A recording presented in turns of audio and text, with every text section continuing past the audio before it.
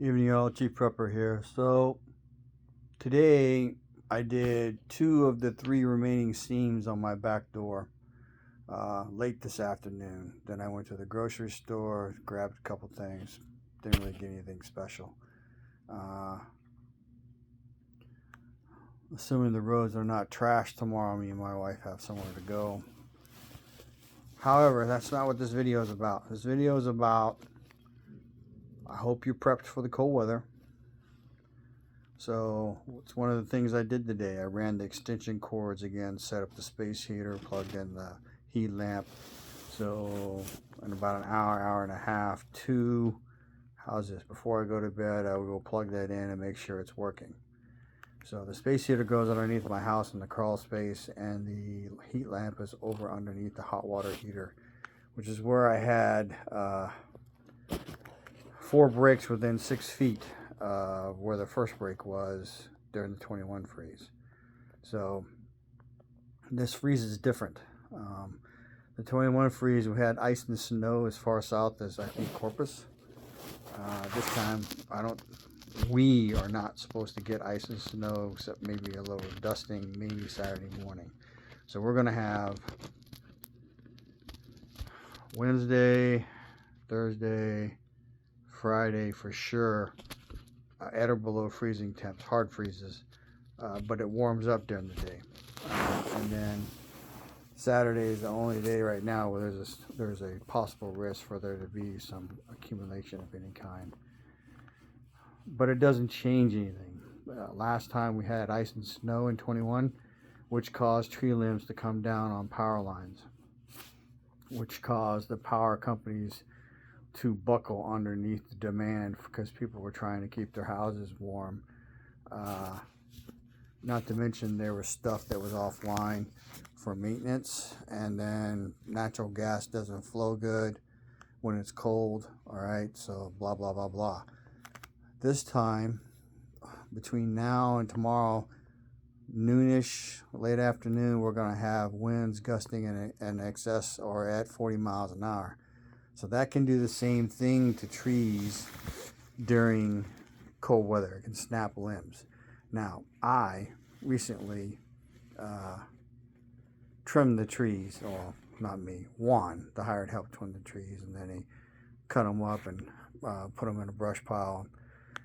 And we have a bunch more, the last batch from this year's cuttings to do. All right. And out of all that, I probably got half of a cord of firewood that I won't burn till next year. All right. So, what else? I am currently running the smaller of my 2 big generators. It's the 30 amp drop one. It's the one I've had since 2006, I think.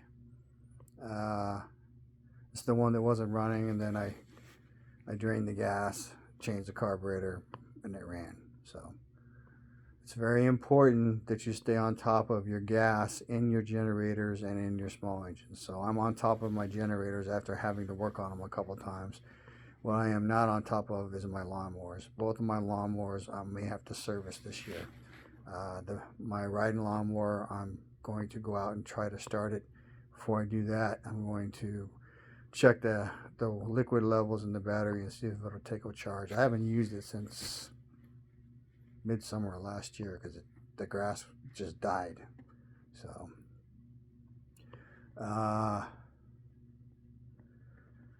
normal stuff. Make sure your pipes are covered, your spigots.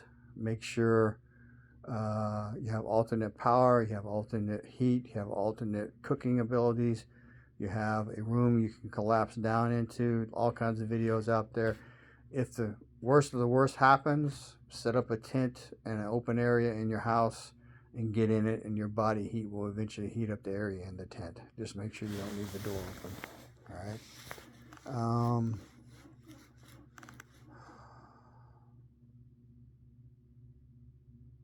So my big generator, I ran the fuel out of last year. And then I've double checked it 2 or 3 times to make sure the fuel shut off is shut off to the carburetor.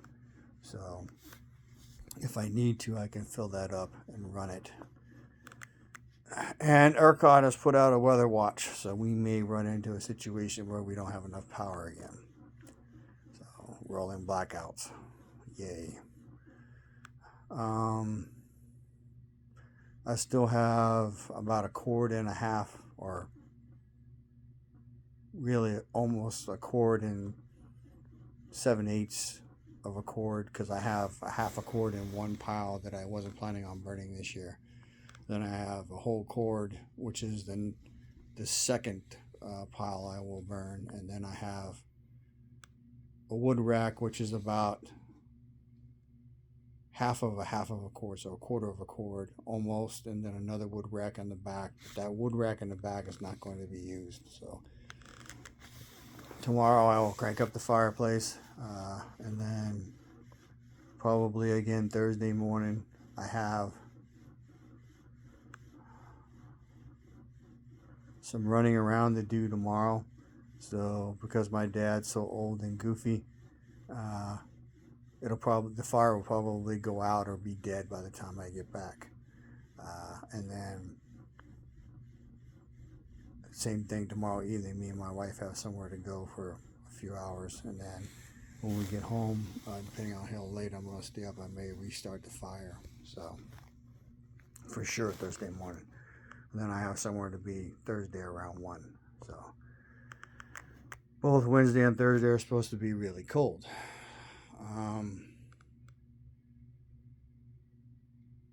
So I have driven all but 2 of my vehicles. I have not cranked up all my motorcycles. I probably won't crank up the motorcycles till Friday or maybe Sunday, because Sunday is supposed to warm up. All right, and then fucking Tuesday or Wednesday, I think we're in the 80s. So yeah, it's not a good thing. Well, it's crazy Texas weather. Stay on top of your dishes. Be prepared to transition to paper plates. The stuff you can put into a burn pile if you need to, or a burn barrel, or just throw it in the garbage. Hopefully you have canned food and you can heat that up rather quickly on something.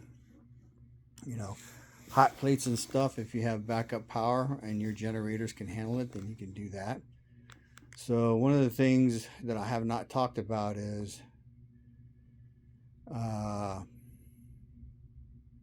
my generator that is running right now, and then I have another smaller Champion generator. Those two put out about the same amount of power as the 50 amp generator. The 50 amp generator, or 50 amp drop generator, will power the house, the TV, the lights, the deep freezes, the refrigerators, space heaters at night, and we'll do a coffee pot or a microwave. It won't do both at the same time.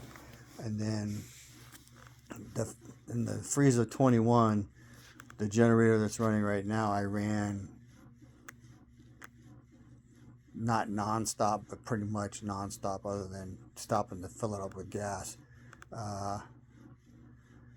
for close to 48 hours, and then on and off for the next 24. So it's important on your generators that you have oil to change the oil on your generators every 100 hours. So one of the things I need to do is baseline my generators again. I did it and then I didn't keep track of it. So I'm at probably 32 hours on both the big ones. The little one maybe 24, because I don't go hunting as much. And then I have the Champion, which is a 30 amp drop as well, but it wouldn't hold 30 amps very well. I actually probably need to run that one till the gas is out as well, and then turn off the fuel valve. But I can do that tomorrow or the next day, doesn't matter which, or even Thursday or Friday. So hopefully you have food. Hopefully you have emergency water, i.e. bottled water, somewhere where it won't freeze. I do have the back porch I can collapse down into. Having done those other 2 of 3 seams, it will make the wind that comes through there less. I'm actually considering going back out there right now and sitting for a little while and seeing what the temperature is like in there without the wood stove. See how much of a wind draft, because before I put the L brackets on and did 2 seams, and then I did 2 seams today. So basically the door is sealed with the exception of the very top and the very bottom.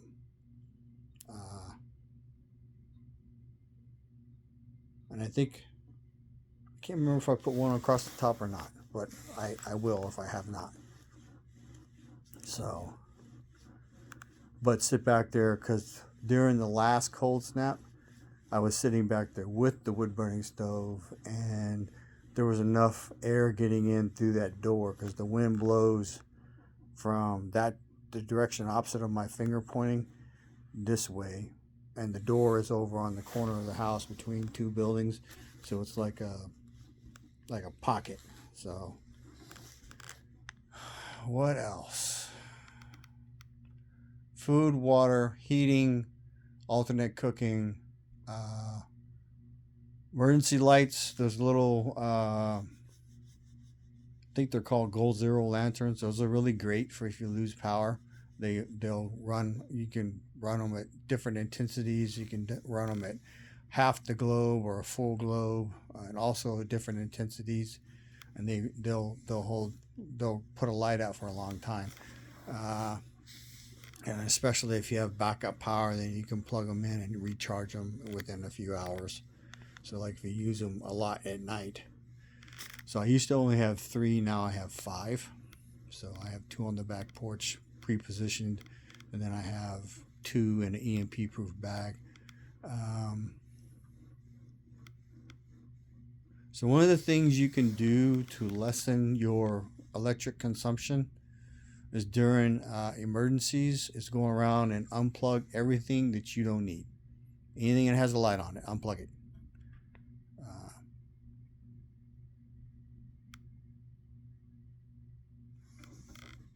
And then like the coffee pot, plug it in and then use it. Or I have a way to make what they call, I guess, cowboy coffee. It's the old percolator. You set it on something, it boils water and it bubbles up through the center and goes over the top where the grounds are and goes back down in. So I haven't made it like that in decades, but it definitely works.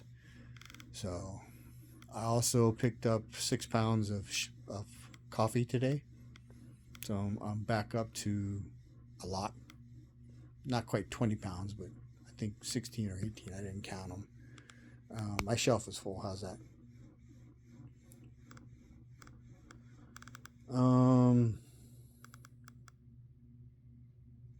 So my power cords are still plugged into the house. The breakers that are back feeds are off. What else?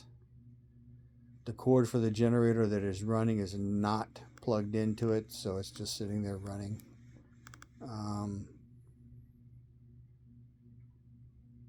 It would be better if I could put a load on it, to be honest, because it's better for the generator, but I'm just trying to run the gas out of it. So one thing to consider, I'm behind on my garden. I'm nowhere near ready. Normally I've already gone through and pulled the metal cages that I have. I have to get in there. I let the garden go last year. I just gave up on it, and damn Johnson grass grew up all everywhere in it. What else?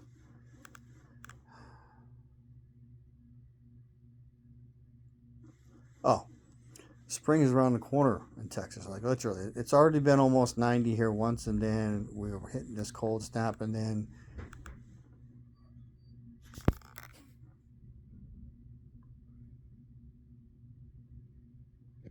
Tuesday or Wednesday, we are going to be up to 82 again. So, information is knowledge and power. Live a little, prep a lot. I hope you're ready.